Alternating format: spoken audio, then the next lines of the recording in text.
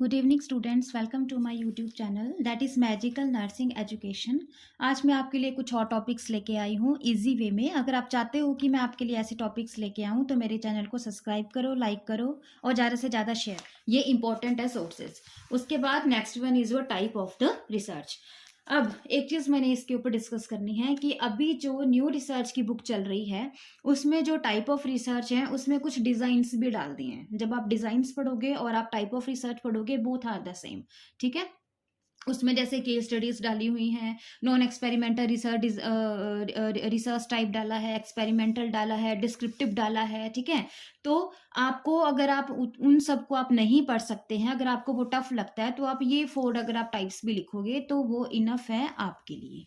ठीक है, क्योंकि जो अब की जितने भी जो न्यू बना हुआ है रिसर्च की बुक में, ठीक है, उसमें टाइप्स जो हैं उसमें वेरियस डिजाइन्स भी आपको इंक्लूड करके दिए हैं टाइप्स में। ठीक है, तो अगर आप चाह रहे हो कि उनको लिखना तो आप वो भी लिख सकते हो। जब मैं आपको डिजाइन्स पढ़ाऊंगी तो आपको वो टाइप्स भी क्लियर हो जाएंगे अदर। ठीक है, अगर आप सिर्फ 4 टाइप्स भी लिखोगे वो भी आपके लिए इनफ है। तो चलो, different type of research is, first is your basic research, second is your applied research, third is your quantitative research and qualitative research.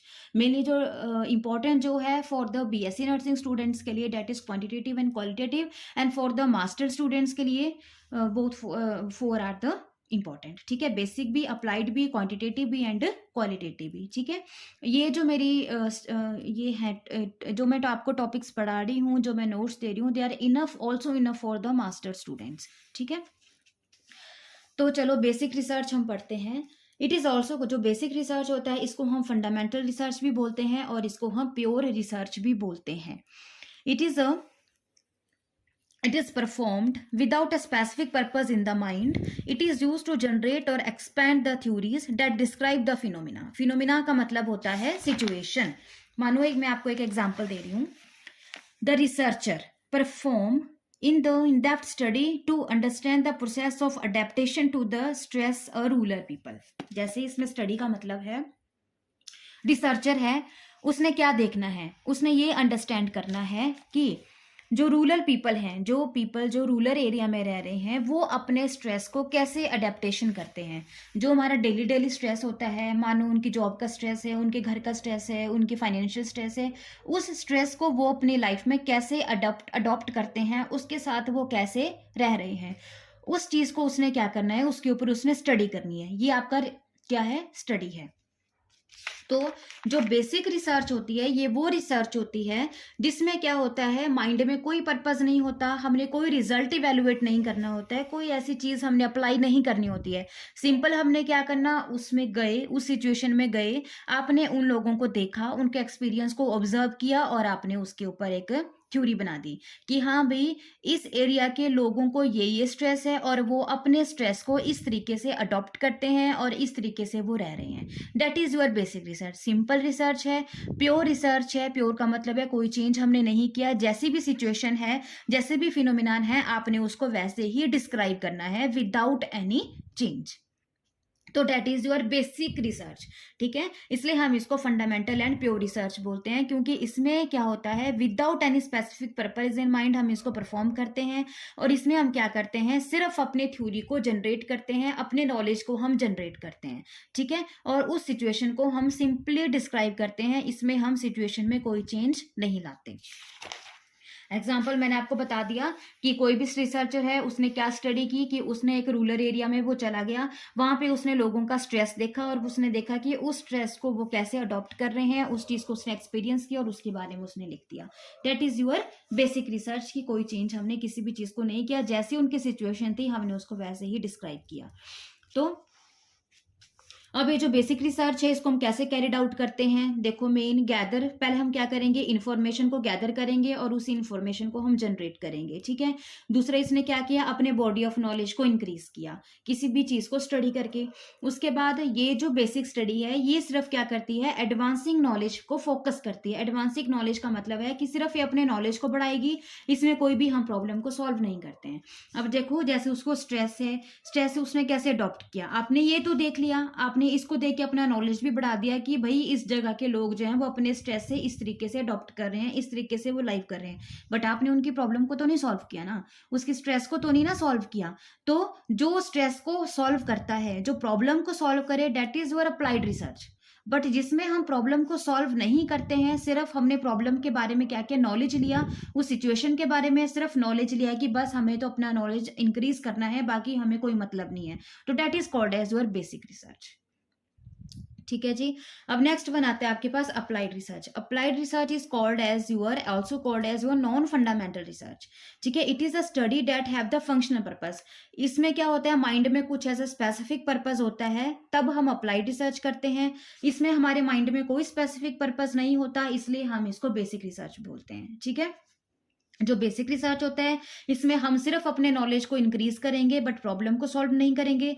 इसमें हम क्या करते हैं, प्रॉब्लम को सॉल्व करते हैं। एग्जांपल मैं आपको दे रही हूँ, study on how to improve the quality of the life for the dementia people. अब आपको पता है, आपने साइकेट्रिक पढ़ी होगी, पीपल को जो है वो डेमेंशिया हो रहा है, तो डेमेंशिया वाले पीपल में बहुत ज्यादा साइन एंड सिम्टम्स आते हैं। ठीक है, बहुत ज्यादा चीजें आती है, तो उन डेमेंशिया वाले पेशेंट की लाइफ को आप कैसे इंप्रूव कर सकते हो, that is your applied research. ठीक है, अगर आपने सिर्फ स्टडी ओनली की होती कि किसी पीपल को डेमेंशिया है, ठीक है, आपने देखना है कि वो अपने लाइफ एक्सपीरियंस कैसा है उसका, वो अपने लाइफ में कैसे रह रहा है, that is your basic research. क्योंकि आपने क्या किया, सिर्फ पेशेंट के पास गए, उसको ऑब्जर्व किया कि वो अपनी सिचुएशन में कैसे रह रहा है, और आपने अपना बॉडी ऑफ नॉलेज इंक्रीज कर दी और अपनी स्टडी बना दी, दैट इज बेसिक। पर यहाँ पे आप क्या कर रहे हो, उस पीपल की लाइफ की क्वालिटी को इंप्रूव कर रहे हो, मतलब उसके लिए कुछ चीज आप कर रहे हो। तो जो चीज हम अप्लाई कर रहे हैं किसी भी प्रॉब्लम को सॉल्व करने के लिए, that is your applied research. ठीक है जी। नेक्स्ट आता है आपके पास, third is your quantitative research.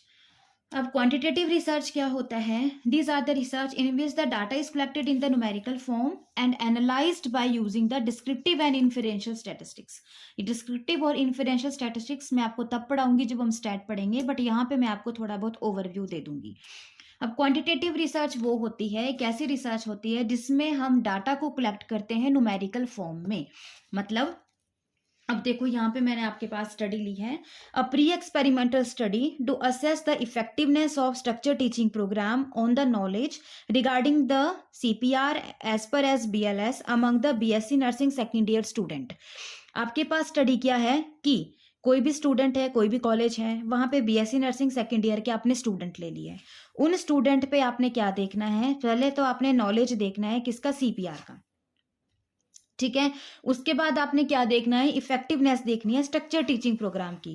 तो स्ट्रक्चर टीचिंग प्रोग्राम क्या होता है, लेसन प्लान होता है जो आप बच्चों को पढ़ाते हो। ठीक है, तो इस स्टडी में आपने सबसे पहले क्या किया, BSc नर्सिंग सेकेंड ईयर में गए, तो वहां पे आपने क्या किया, जो भी आपने CPR के लिए जो भी आपने क्वेश्चंस बनाए हैं, मानो आपने 30 MCQs क्वेश्चन बनाए हैं रिगार्डिंग द CPR, तो सबसे पहले आपने वो क्वेश्चन इन बच्चों को दे दिए। जब आपने बच्चों को क्वेश्चन दे दिए, उन्होंने अपने आंसर पे टिक टिक कर दिया और वो आपको आंसर वापिस कर दिया। फिर आपने क्या किया, उसी दिन उनको जो है, जब आपने उनका टेस्ट कंडक्ट कर दिया, तो टेस्ट कंडक्ट करने के बाद आपने उनको लेसन प्लान पढ़ाया। ठीक है, लेसन प्लान पढ़ा दिया आपने उसी दिन जिस दिन आपने फर्स्ट टेस्ट लिया। फिर लेसन प्लान पढ़ाने के 7 दिन के बाद आपने उनको सेम क्वेश्चन दोबारा दिए और आपने सेकंड टेस्ट लिया 7 दिन के बाद। फिर आपने क्या देखा कि जी, जो पहले दिन मैंने जो उनको पढ़ाया था, उससे पहले जो मैंने टेस्ट लिया था और पढ़ाने के बाद जो मैंने टेस्ट लिया, उसमें कितना चेंज आया। तो दैट इज योर इफेक्टिवनेस, आपके पढ़ाने की इफेक्टिवनेस कितनी हुई। ठीक है, that is your quantitative study. क्यों, क्योंकि इसमें आप डाटा क्या ले रहे हो, न्यूमेरिकल फॉर्म में। न्यूमेरिकल फॉर्म में कहाँ ले रहे हो, यहाँ पे BSc nursing second year student, मानो अगर स्टूडेंट की स्ट्रेंथ 70 है तो आपने 60 स्टूडेंट यहाँ पे ले लिए।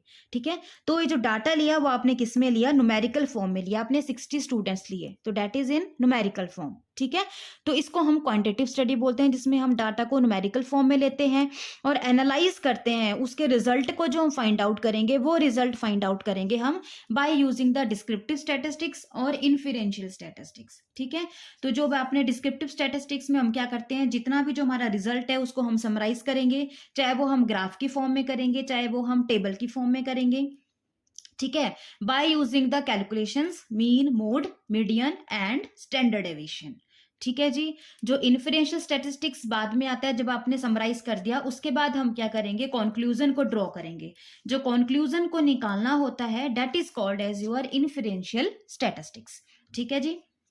अब कंक्लूजन को हमने कैसे निकाला, मानो आपने इसमें लिखा था कि भाई बीएससी नर्सिंग स्टूडेंट का जो सेकंड वाला टेस्ट होगा उसमें उनका नॉलेज जो है वो गुड होगा, बट जो फर्स्ट टेस्ट होगा उसमें उनका नॉलेज जो है वो पुअर होगा।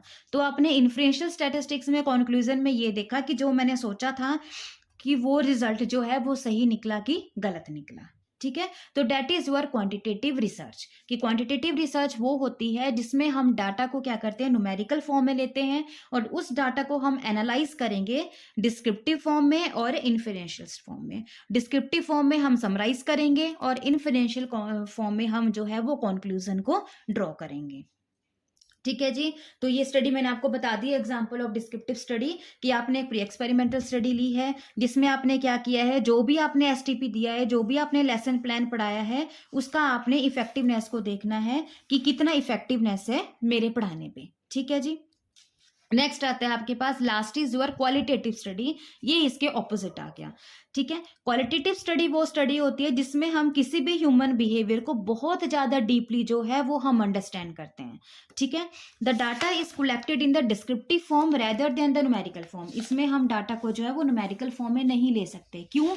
क्योंकि इसमें हमने ह्यूमन बिहेवियर को स्टडी करना है और आपको पता है किसी भी ह्यूमन बिहेवियर को स्टडी करना इतना ईजी नहीं है। ठीक है, यहाँ पे अगर आप 60 सैंपल ले रहे हो तो यहाँ पे आप सिर्फ 2 या 3 लोग ही ले सकते हो, इससे ज्यादा आप लोग नहीं ले सकते हैं, क्योंकि 60 लोगों के ह्यूमन बिहेवियर को अंडरस्टैंड करना इज टू मच डिफिकल्ट। ठीक है, तो इसलिए क्वालिटेटिव स्टडी वो स्टडी होती है जिसमें हम इन डेप्थ अंदर घुस के हम क्या करते हैं, ह्यूमन के बिहेवियर को अंडरस्टैंड करते हैं। ठीक है, इसलिए हम इसमें डाटा को कलेक्ट करते हैं डिस्क्रिप्टिव फॉर्म में rather than the narration form, rather than the numerical form, और इसमें हम एनालाइज करेंगे उस डाटा को वर्ड्स में एंड पिक्चर्स में। ठीक है, जैसे मैं आपको एग्जांपल दे रही हूँ, a researcher is conducting a study on the experience of the women who have the domestic violated by their alcoholic husbands.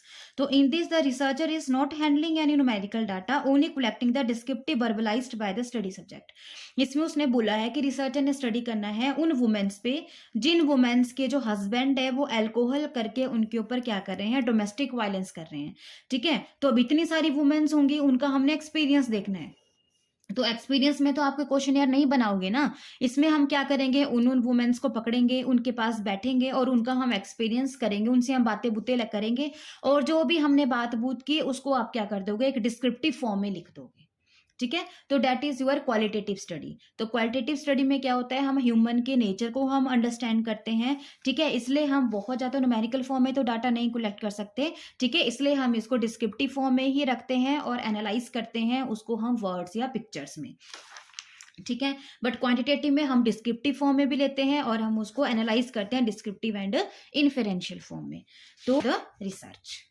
ठीक है, तो अगर आपको कोई भी इसमें डाउट है या कोई भी आपको प्रॉब्लम है आप कमेंट्स में कर सकते हो, और अगर आप चाहते हो कि मैं ऐसे ऐसे आपको टॉपिक इजी वे में लाऊं तो प्लीज़ मेरे चैनल को सब्सक्राइब करना, लाइक करना और ज़्यादा से ज़्यादा शेयर करना। Thank you so much.